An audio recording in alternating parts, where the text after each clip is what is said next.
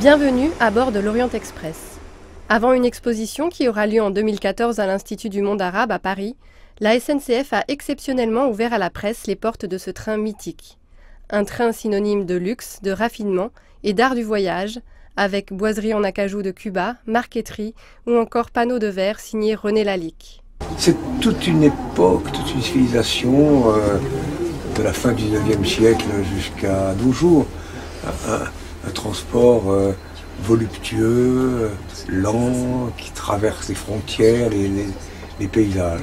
Puis au-delà du train, des voitures, la locomotive, c'est toute une histoire. C'est l'histoire même. C'est l'histoire de l'Europe, c'est l'histoire du monde ottoman. L'Orient Express fit son premier voyage entre Paris et Constantinople en 1883 et fut témoin de la signature de 2 armistices en 1918 puis en 1940. Mais la légende de ce train fut aussi façonnée par les cinéastes et les écrivains, à commencer par la reine du crime. C'est Agatha Christie, le crime de l'Orient Express. Son mari était archéologue à Bagdad, je crois.